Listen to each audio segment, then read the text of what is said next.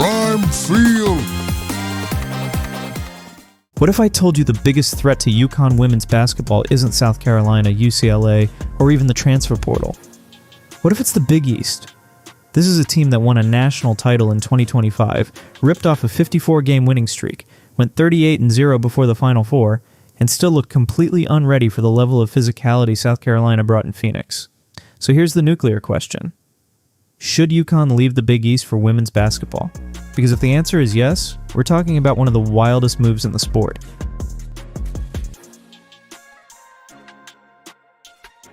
Today we're debating both sides. First, why staying in the Big East still makes sense.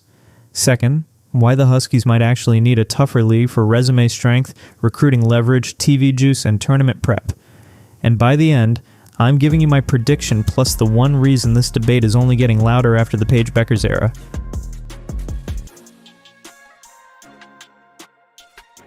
Let's start with the obvious. UConn has basically become too big for its home. Over the last 2 seasons, the Huskies went 36-0 in Big East play, with conference win margins hovering around 30 points per game. That's not healthy competition, that's a controlled scrimmage with branding, and when you zoom out, it gets harsher. In the final 2026 AP poll, the Big East had one ranked team, UConn. The SEC had 8. The Big Ten had 8. That means from January through Selection Sunday, UConn is barely seeing the kind of depth, length, or physical pressure it's guaranteed to face in March and April. That's why the South Carolina game hit so hard. UConn scored a season-low 48 points.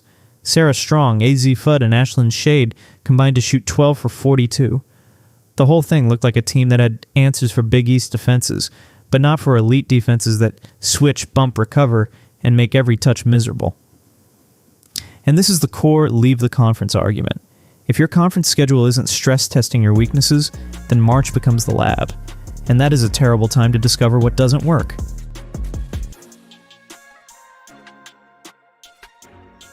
But hold on, because the other side of this is not just nostalgia. There's actually a real case for staying put. Here's the defense of staying in the Big East. UConn is UConn because UConn built its own ecosystem. They don't need conference validation the way other programs do. They already get national windows, they schedule big non-conference games, and they just won the title in 2025 while playing out of the same league structure. So the argument is simple. If you're good enough, your standard is internal. And there's a practical piece too. The Big East new media rights deal isn't nothing. Fox, NBC, TNT, ESPN+, that deal reportedly helped drive a huge increase in women's basketball viewership on FS1. So yes, the money gap is still massive, but the exposure gap is not as dead as people make it sound. Plus, staying in the Big East gives UConn control. You avoid the weekly war of attrition that comes with the Power League. You preserve rivalries. You keep an easier runway to a top seed. And if Geno wants to keep his roster healthy for March, there's a real advantage in not playing ranked teams every single week. Also, let's be honest, if UConn jumps into a tougher league and suddenly takes 4 or 5 conference losses, are we sure that helps more than it hurts? Fans love the idea of being battle-tested, but coaches also love having fresh legs at March.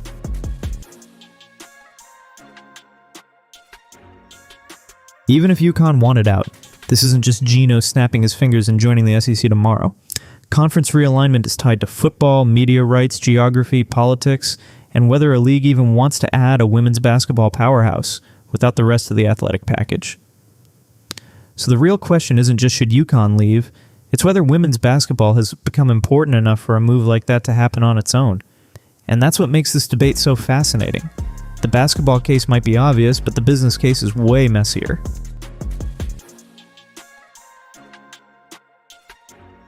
So staying gives you stability, but leaving?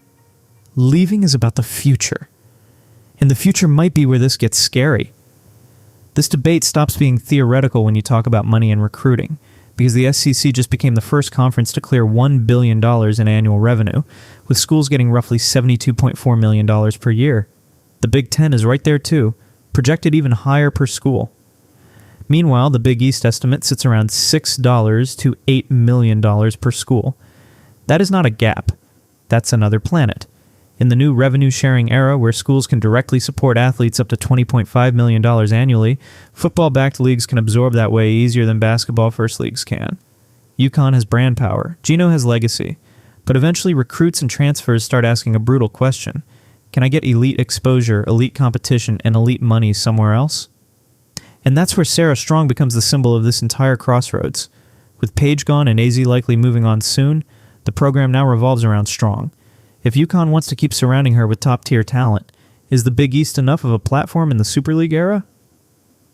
Because here's the nightmare scenario for Huskies fans. UConn stays dominant locally, but nationally the recruiting battlefield keeps shifting toward leagues that can sell bigger checks, deeper exposure, and tougher nightly competition.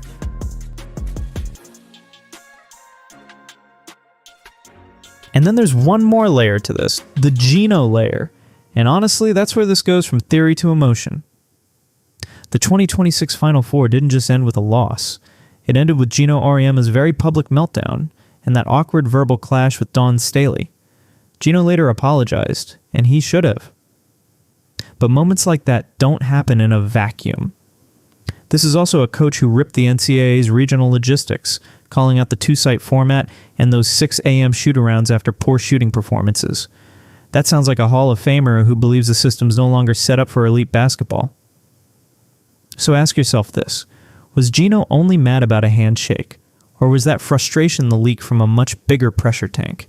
Because when your team cruises for months, then gets punched by a power conference machine on the biggest stage, every structural issue suddenly feels louder. Conference strength, tournament prep, physicality, resources, respect. It all piles up. And this is why the Leave the Big East take has real heat. It's not just reactionary. It's tied to a visible fear that UConn's current path could leave them dominant in the regular season, but slightly underprepared for the exact teams they have to beat to hang banner number 13.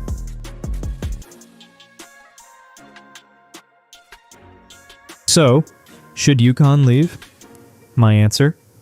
Not yet. But they need to act like they're already in a power league. That means scheduling absolute monsters out of conference. That means embracing physicality before March. That means building a roster that can survive ugly games, not just win pretty ones. But if the next 2 or 3 seasons keep ending the same way, Big East dominance, then power conference reality check, this debate goes from hot take to boardroom conversation. And here's the cliffhanger. If the sport really is moving toward a women's basketball Super League model, UConn might not get to choose forever. The sport could choose for them.